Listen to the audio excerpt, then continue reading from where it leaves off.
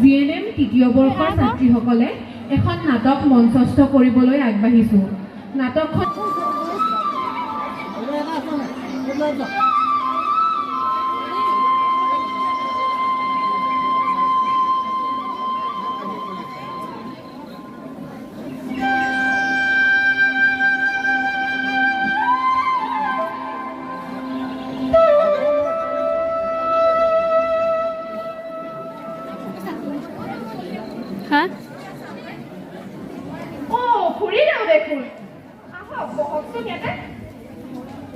Jayashree, Jayashree, yalle asun. Bag kita lo. Bag kita lo ja. Oh, গৈছো মা। ইনে খানা কদে গো। পছন কি বা হাকমা আহিলি তই তো ইনে খানা নহয়। ইমান দিনৰ মত আহিলে খুৰিদো। তইকা লৈ আহিলে। ও কি ভালে তোৰ? ভালে। বহংতে খুৰিদো। এ আছা। ছোৱালী তোৰ কাকে আলকি বুজিব পৰা হলি। কিছে? বিয়া কৰা ভাবিছনে নাই? নাই ও ঘৰখনৰ কাৰণে খা নকৰা অৱস্থা হৈছে তইতো দেখিছই তাই ঘৰখন চম্ভালিছে মইতো ৰাতিপুৱাৰ পৰা গধূলিলৈকে ইঘৰ সিঘৰত কাম কৰোঁতেই গৈছে কি বুলি ছোৱালীজনী বিয়া নিদিয়াকে ঘৰতে ৰাখিম বুলি ভাবিছ নি কোন মোৰ কথা মেলা মাটি ফেৰেষ্টৰ চকীদাৰৰ ল'ৰা এটা আছে নামটো দিদি ছোৱালীজনীও সুখত থাকিব পুৰণি দিনৰ চহকী মানুহে ছোৱালী সঁচাকৈ কৈছে বুলি শুনিছিলোঁ আমাৰে ঘৰত এজনী আছে আৰু আমাৰ এই কামে বনিছোঁ একোতে চাই পেলাব ছোৱালীজনী কিন্তু সুখত থাকিব দেই কিন্তু ভালেই এতিয়া তই কি ভাবিছ ল'ৰাজনটো গালি বুজি পাওঁ দেই এবাৰ ঘূৰা ঘৰলৈও পুনৰাই নাহে বাৰু মই ভাবি চাওঁ বাৰু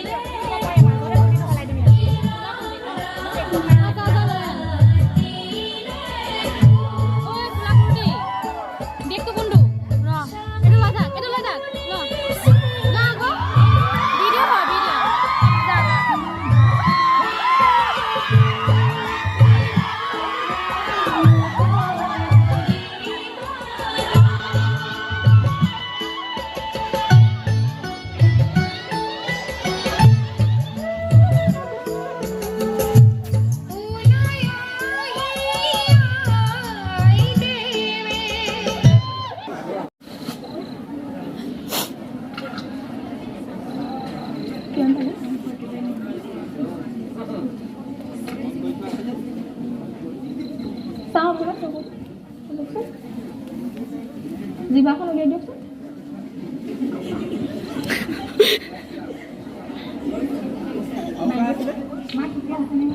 ঠিকে মানে এখেতৰ গাটো অলপ বেছিয়ে বেয়া।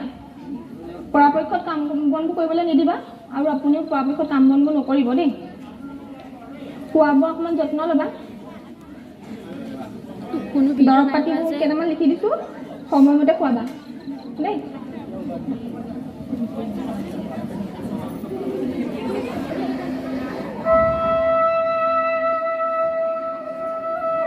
পঢ়িছা তুমি?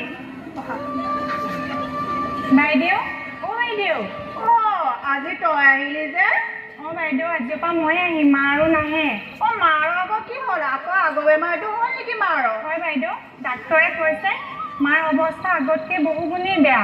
খোৱা বোৱাবোৰ চব বিচনাতে কৰে, সেইবাবে মই ঠাইত ময়ে আহিম বাইদেউ। হ'ব দে, কামকেইটাকে কৰ তই। হ'ব বাইদেউ।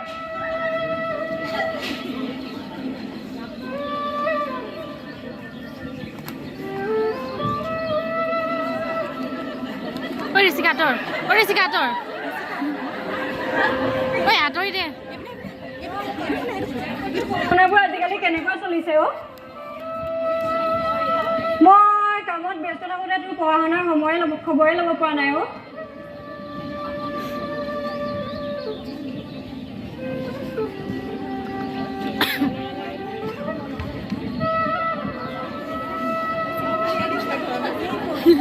পিছে এইবাৰতো দেওনাখন পাৰ কৰিম বুলি ভাবিছনে?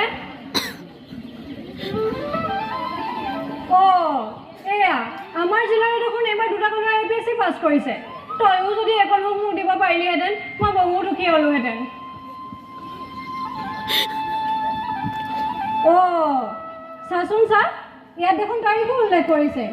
এয়া তই হওঁতকৈ হৰ্ণে দোকানত গৈ 14 তাৰিখে ফৰ্ম ফিল আপটো কৰি থৈ আহিবিচোন। আগৰবাৰ যি হ'ল হ'ল আৰু এইবাৰ কিজানি তোৰ কপালখন ফুলেই।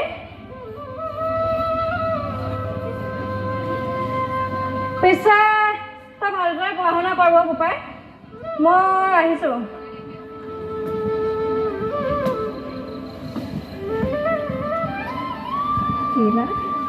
জোতা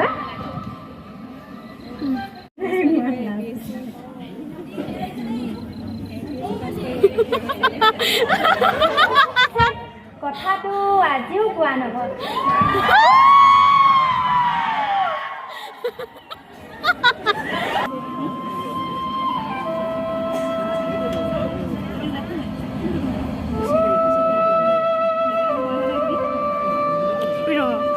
ভিডিঅ'লৈ আছে।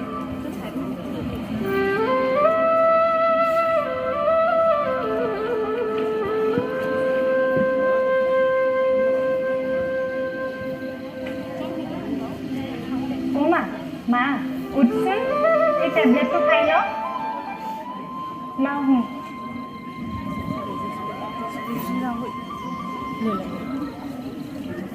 তই আৰাম কৰ দেই। প্ৰথম তই পাবি, তাৰপিছত 20 টকা পিছত মই পাবি।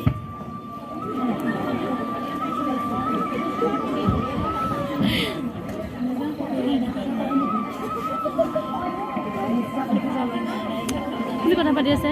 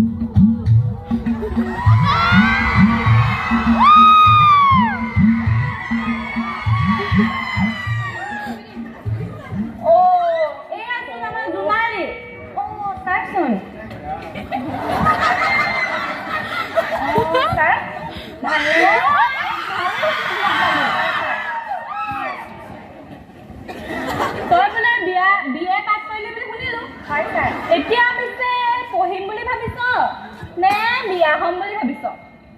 ছাৰ মাৰ কথাচোন জানেই আপুনি ক'তনো মাক এৰি বিয়াৰ কথা ভাবিব পাৰিম পিছে পঢ়িবলৈ ইচ্ছা নথকা বুলিও নকওঁ ছাৰ কিন্তু পৰিস্থিতি দাসত পৰিচোন ছাৰ সপোনবোৰ পূৰ কৰিবই নোৱাৰা হ'লো আই তই যি ভাল দেখো তাকে ক মই স্কুললৈ যাওঁ দেৰি হৈছে খোজকাঢ়ি গ'লে দেৰি হ'ব যে চাইকেলখনকে লৈ আহিছোঁ হ'ব ছাৰ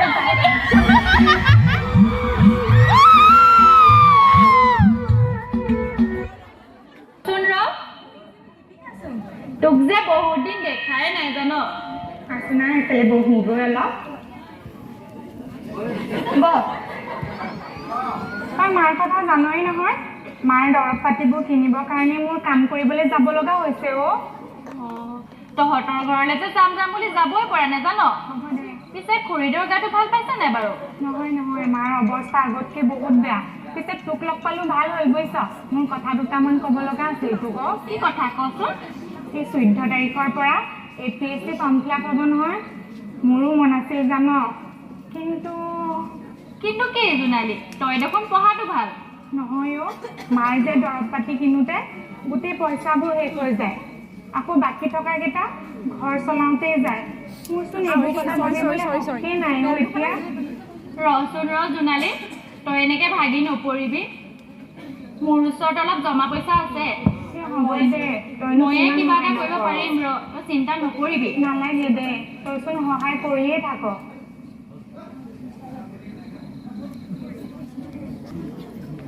ঐ ৰৈছ এই হৰেণৰ দোকানৰ পৰা আহিলোঁ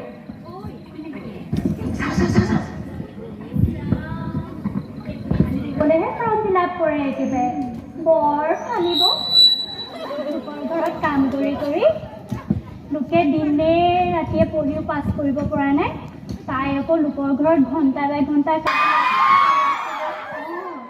কি কৈছোঁ তেনেকুৱাকৈ যদি পাছেই কৰে তাই ঘৰৰ পৰা পঢ়াত ভালেই পাওনা হৈ চান্দালে হাত মিলিবলৈ তই নকৰিবি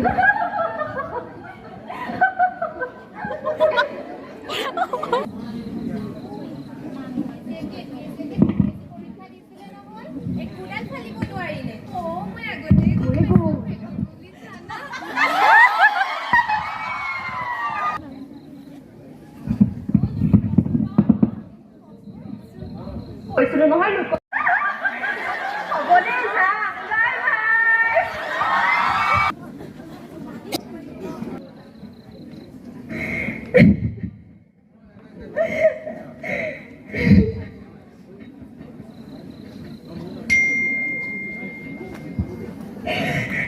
যদি জীবনের রঙরে যদি আকার সাকিতি জনে তথাপি বন্ধু আগুয়াই যাবা তথাপি বন্ধু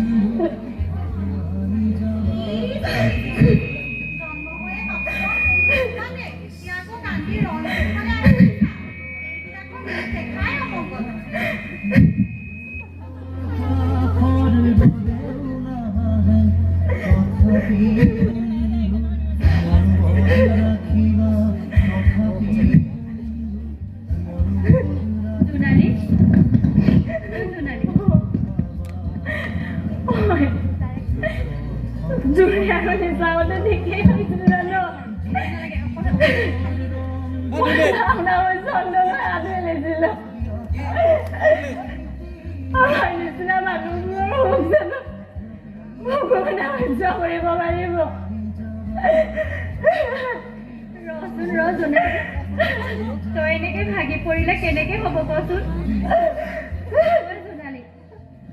এতিয়াও সময় পাৰ হৈ যোৱা নাই নহয় এইবাৰ হ'ল তই আকৌ এবাৰ চেষ্টা কৰিছা জোনালী মোৰ বিশ্বাস আছে তই পাৰিবি জোনালী আমি আছো নহয় তোৰ লগত এবাৰ চেষ্টা কৰিছা জোনালী নাকান্দিবি জোনালী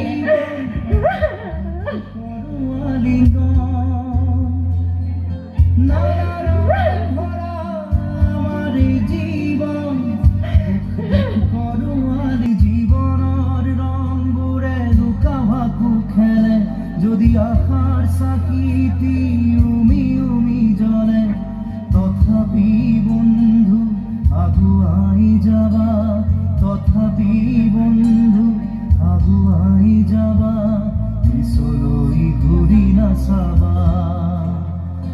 যদি জোনবেলি তৰায়ো মুখ ঢাকে যদি মুক্ত আকাশৰ ৰদেও নাহে তথাপি বন্ধু মনোবল ৰাখিবা তথাপি বন্ধু মনোবল ৰাখিবা বিষত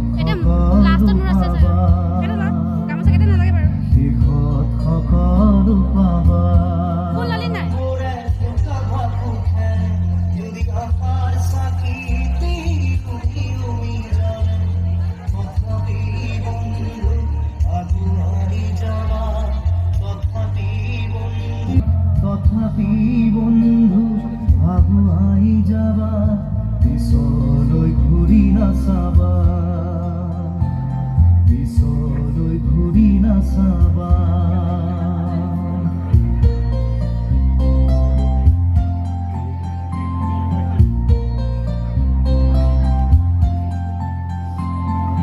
নানা রঙে ভরা আমার এই জীবন সুখ দুঃখ করো আলিঙ্গন গামোচা লৈ যা নানা রঙে ভরা আমার এই জীবন সুখ দুঃখ করো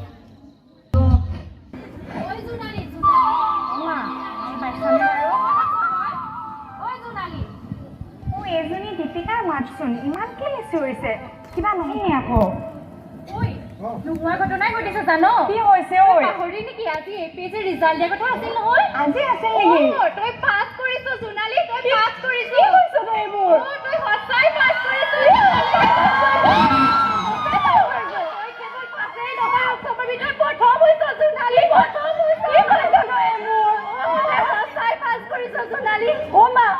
দীপিকাই কি কৈছে মই হেনো ভাল কৰিছো বুজিছ আমাৰ সোণালীয়ে অসমৰ সভাটোত তাত পৰীক্ষাটোত পাছ কৰিছে কেতিয়া হৈছিলি মই দেখোন একো গমেই নাপাওঁ বাইদেউ কিনো সুধি আছে এইবোৰ কি দিছিলে কেতিয়া দিছিলে সেইবোৰ বাদ দিয়ক আমাৰ সোণালীয়ে অঞ্চলটোৰ নাম জিলিকা কৰিলে গোটেইখন বৰ্ণিল কৰি পেলালে তাই কৰি দিয়ক তইনো এইবোৰ কেতিয়া পঢ়িলি ঐ তই BA পাছ কৰিলি বুলি আমি জানো এইবোৰনো কেতিয়া পঢ়িলি তই কৰি দিয়ক এই মাৰ গাৰ বেয়া হৈ থাকোঁতে পৰীক্ষা দিছিলোঁ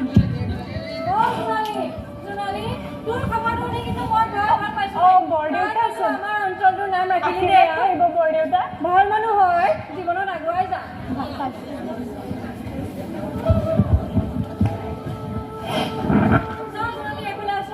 হয় বৰদেউতা ভাল হয় ভাল আশীৰ্বাদ কৰিব বৰদেউতা মই জানিছিলোৱে জোনালীয়ে কিবা এটা কৰিব বুলি বহুত সুখী হৈছো মই আজি তই যে আমাৰ এই অঞ্চলটোৰ নাম সুনাম কঢ়িয়াই আনিলি মই বহুত ভাল পাইছো জানানে আৰু তোক যে মই এসময়ত পঢ়াইছিলো মই বহুত সুখী এতিয়া ভালকে পঢ়িবি আৰু হয় ছাৰ ঠিক কৈছা তুমি মাষ্টৰ আমাৰতো বাৰু মই কৈ নোৱাৰিলো নাই মই হাত দাঙি দিলো ইমান সুবিধা দিয়াৰ পিছতো সি জানো ভাল ফলাফল দেখাব পাৰিলে তাৰ তুলনাত আমাৰ জোনালীকেনো নোচোৱা কিয় ইমান সুবিধাৰ পিছতো তাই জানো পঢ়াত বেয়া হ'ব পাৰিছে তাৰে উদাহৰণ আমাৰ জোনালী কলিতা হাৰ নমনা ছোৱালীজনী আনৰ ঘৰত কাম কৰিও তাৰ মাজতে পঢ়া শুনা আজি উমৰি উঠিছে জোনালী হয় সত্য ঘোষিত APSC পৰীক্ষাত প্ৰথম স্থানত উত্তীৰ্ণ হয় কিতাপৰ এখন ভিতৰুৱা আগবঢ়িবলৈ গৌৰৱ কঢ়িয়াই আনিছে তেওঁ দেউতাকক সৰুতে হেৰুৱাইছে ঘৰখনৰ দায়িত্ব কোম্পানী লৈ তাৰ মাজতে পঢ়া শুনা কৰি অসমৰ আটাইতকৈ কঠিন পৰীক্ষা APSC প্ৰথম স্থান পাবলৈ সক্ষম হৈছে মই বৰ্তমান জোনালীৰ কাষতে আছো মই কথা পাতিবলৈ চেষ্টা কৰিম তুমি যিহেতু বহু কষ্টৰ মাজেৰে পঢ়া শুনা কৰি APSCৰ পৰীক্ষাত প্ৰথম স্থানত উত্তীৰ্ণ হৈছা তোমাৰ প্ৰথম প্ৰতিক্ৰিয়া কি হ'ব প্ৰথমে সকলোলৈ ধন্যবাদ পোনপ্ৰথমে মই মোৰ গাঁওবাসীৰ ওচৰত কৃতজ্ঞ যিহেতু এইটো মোৰ ছেকেণ্ড এটেম্প আছিল প্ৰথমবাৰ নিজৰ প্ৰতি আস্থা হেৰাই গৈছিল তথাপিও মোৰ বান্ধৱী মোৰ কাষত সাহস হৈ থিয় দিছিল হয়তো সেইবাবেই মই আজি সফলতাৰ গৰাকী হ'ব পাৰিছোঁ বহুবাৰ ঘাত প্ৰতিঘাতত ভুগিছিলোঁ তথাপিও মোৰ নিজৰ জীৱন যুদ্ধখনত মই হাৰ মনা নাছিলোঁ হয় বহুতে APSC পৰীক্ষা বুলি ক'লে ভয় কৰে যিসকলে APSC পৰীক্ষাত অৱতীৰ্ণ ক'বা? মই এই মুহূৰ্তত ইয়াকে ক'ব বিচাৰিম, চেষ্টাৰ অসাধ্য আচলতে একো নাই। APSC বুলি ভয় খাব নালাগে। সাহস কৰিলে সকলোৱে নিশ্চয় এই সফলতা পাব পাৰিব। এই ক্ষেত্ৰত বহুবাৰ বিফলো হ'ব পাৰে, তথাপিও কিন্তু হাৰ মানিব নালাগে। দুগুণ উৎসাহেৰে যদি এই চেষ্টা চলায়, মই ভাবোঁ মানুহে APSC বুলিয়েই নহয়, যিকোনো ক্ষেত্ৰতে সফলতা অৰ্জন কৰিব পাৰিব। হয়, জোনালীৰ মুখৰ পৰা জানিব পাৰিছোঁ তেখেতে এই জীৱন যুদ্ধত বহুতো ঘাত প্ৰতিঘাতৰ সন্মুখীন হৈছিল। সকলো ঘাত প্ৰতিঘাত নেওচি আজি জোনালীয়ে অসমৰ ভিতৰত প্ৰথম স্থানত উজলি উঠিছে। মই কেমেৰা পাৰ্চন জাকিৰক সমগ্ৰ পৰিৱেশ দেখুৱাবলৈ অনুৰোধ জনাইছোঁ। বহুতো ব্যক্তি উপস্থিত আছে, মই কথা পাতিবলৈ চেষ্টা কৰিম। বাইদেউ, আপোনাৰ অনুভৱ কেনে? মই আজি অত্যন্ত সুখী, কিয়নো জোনালী পৰিয়ালটোৰ সৈতে মোৰ বহুত পুৰণা সম্পৰ্ক আৰু তাই যথেষ্ট কষ্ট কৰিছিলে। যিহেতু মাকৰ ইমান গা বেয়া, তথাপিতো তাই ইমান কষ্টৰ মাজতো ইমান ডাঙৰ এটা পৰীক্ষাত তাই আজি উত্তীৰ্ণ হৈছে। আজি মই অত্যন্ত সুখী তাইক লৈ, আৰু সেইহেতু মই তাইলৈ ভাল ল'ৰা এটা চাই দিয়াৰ দায়িত্ব লৈছোঁ। ধন্যবাদ। আৰু কিবা ক'ব লাগিবনে? ধন্যবাদ জনাইছোঁ বাইদেউ। আৰু মহিলাসকল উপস্থিত আছে, তেওঁলোকক মই সুধিবলৈ বিচাৰিছোঁ, আপোনালোকে কি ক'ব? কেনেকুৱা লাগিছে? আমি গম পাইছিলোঁ তাই পাছ কৰিব বুলি। তাই আমাৰ গাঁৱৰ মেধাৱী ছাত্ৰী নহয় জানো? আমি পাতো নহয় তাই যে পাছ কৰিব বুলি। হয় নেকি? হয়, গাঁওবাসীৰ জোনালীৰ ওপৰত আগৰে পৰা আস্থা আছিল যে তাই এটা ভাল ফলাফল দেখুৱাব পাৰিব। মাতৃ যিহেতু অসুস্থ, মই আইতাকৰ পৰা জানিবলৈ চেষ্টা কৰিম। জোনালীয়ে ইমান ভাল এটা ফলাফল দেখুৱাইছে, গোটেই গাঁৱৰ লগতে সমগ্ৰ অসমলৈ গৌৰৱ কঢ়িয়াই আনিছে। এই মুহূৰ্তত আপুনি কি ক'ব? হয়, মই আজি খুবেই সুখী। তাই পঢ়ি শুনি ইমান ডাঙৰ মানুহ হ'ব বুলি মই ভবাই নাছিলোঁ। জন্ম হৈয়ে ঘৰখনৰ অপায় অমংগল হয় বুলি তাইক মই বহুত কষ্ট দিলোঁ। আইও, মোক দুখ দাই নধৰিবি, ক্ষমা কৰিবি আই, ক্ষমা কৰিবি। সমাজৰ একাংশ লোকে আজিৰ দিনতো ছোৱালী জন্ম হ'লে এক বেলেগ দৃষ্টিৰে চোৱা দেখা যায়, কিন্তু ছোৱালীয়ে কি কৰিব নোৱাৰে। আমি যদি চাওঁ, বৰ্তমান দেশৰ ৰাষ্ট্ৰপতিগৰাকীয়ে হৈছে মহিলা। আকৌ কৈছোঁ, মহিলাই কি কৰিব নোৱাৰে, নাৰীয়ে কি কৰিব নোৱাৰে।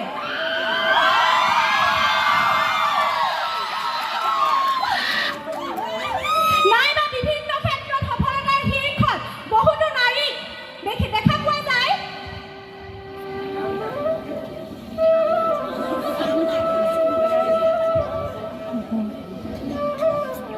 দৰিদ্ৰ